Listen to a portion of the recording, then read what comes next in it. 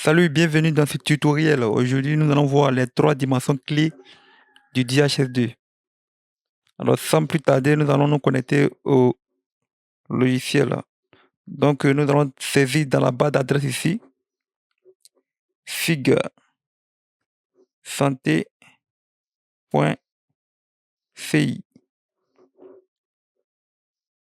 Je vais renseigner mes identifiants, notamment, je vais d'abord renseigner mon identifiant,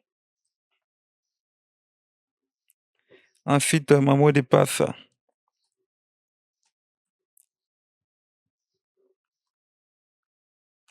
Et puis, je vais appuyer sur la touche entrée. Et là, je suis connecté au DHS2.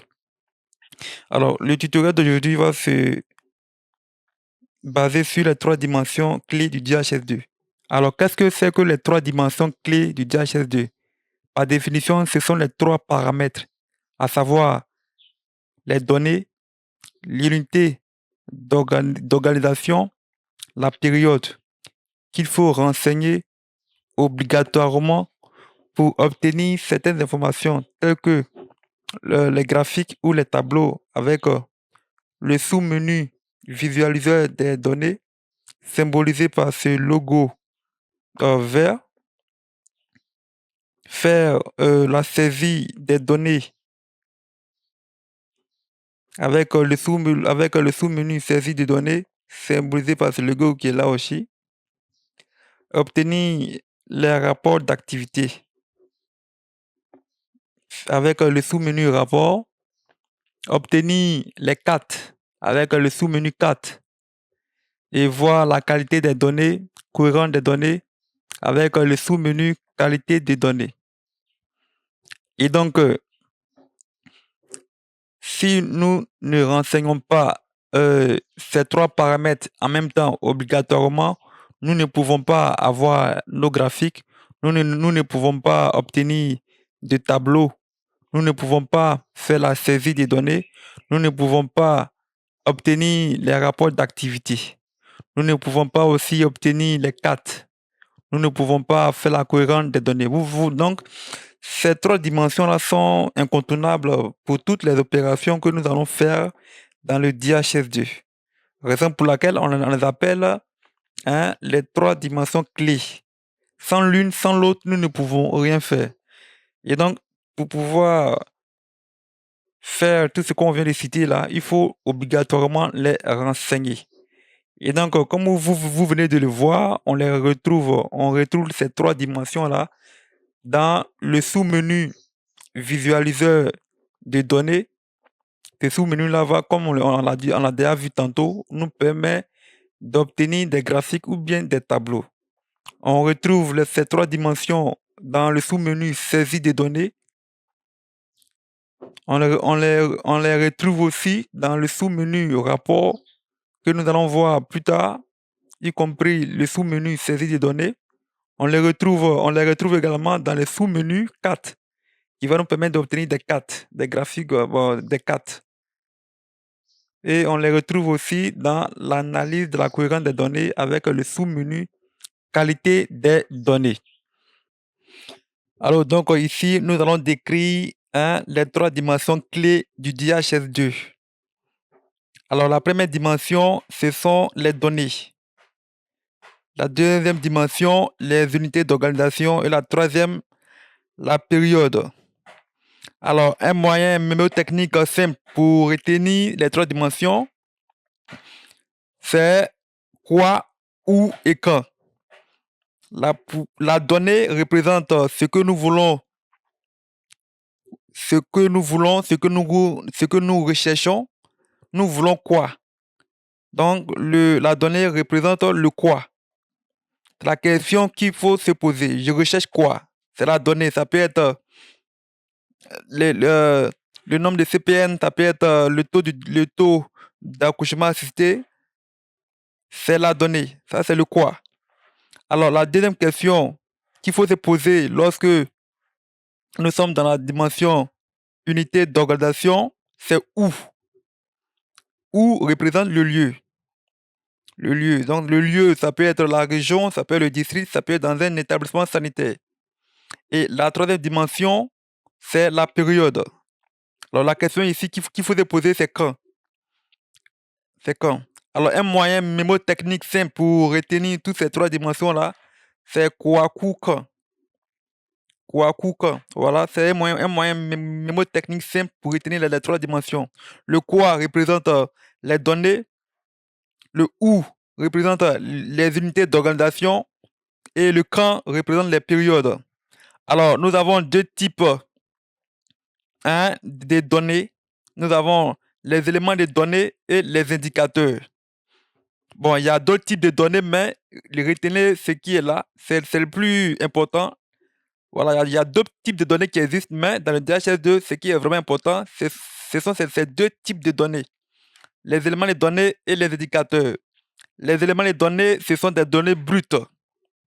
Et ça concerne toutes les données du rapport SIG. L'indicateur, c'est une donnée qui est calculée à travers une formule mathématique bien définie. Donc, comme exemple d'éléments de données, nous avons le nombre de CPN1, c'est une donnée brute, et ces données brutes-là se retrouvent dans le rapport SIG. Comme deuxième exemple pour un élément de données, nous avons le nombre de consultations, c'est une donnée brute. Alors, tous les éléments de données là se trouvent dans le rapport SIG. Le rapport SIG, les rapports SIG ne contiennent pas d'indicateurs. Ce sont des éléments de données qui y figurent. Alors, l'indicateur est une donnée qui est calculée, comme je l'ai dit tantôt, à travers une formule mathématique. Exemple, la couverture vaccinale en BCG. Alors la formule ici, c'est le nombre d'enfants vaccinés pour le BCG sur la population de naissance vivante. Voilà, ça c'est la formule mathématique. La proportion CPN1, vous voyez, ce sont des données qui sont calculées à travers une formule mathématique, ce que nous appelons ici indicateur. Nous avons d'autres indicateurs tels que le taux, ça peut être le taux d'accouchement assisté, le taux d'utilisation, le taux de fréquentation, ou la couverture en CPN1, la couverture en CPN4, la proportion SP1, SP3.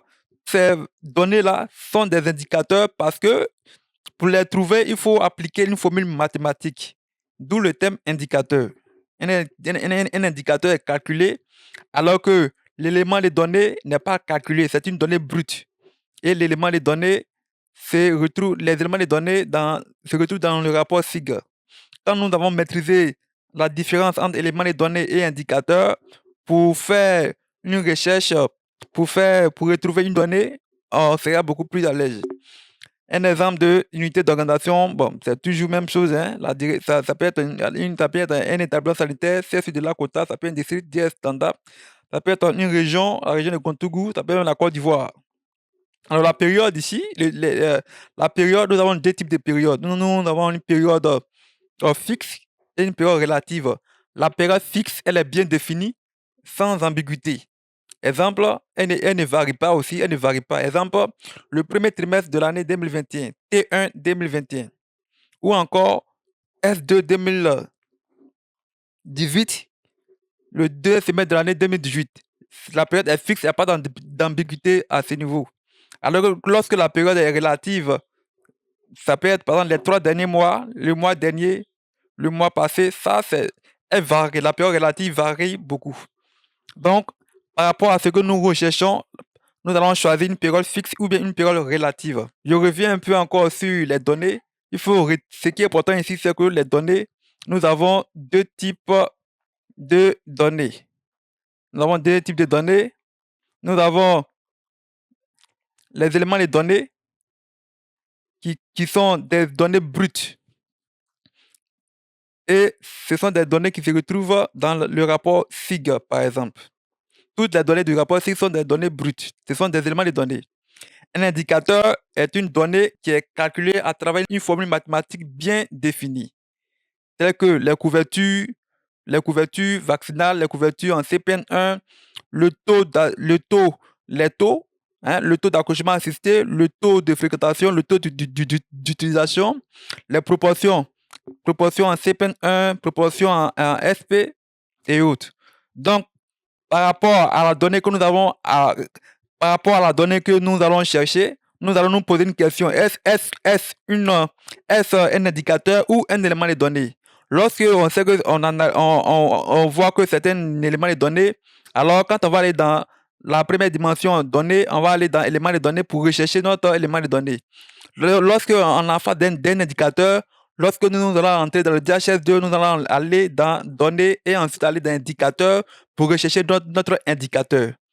Je voudrais vraiment attirer votre attention à ce niveau parce que c'est très, très, très important à ce niveau. Donc, sans plus tarder, nous allons passer au chapitre suivant.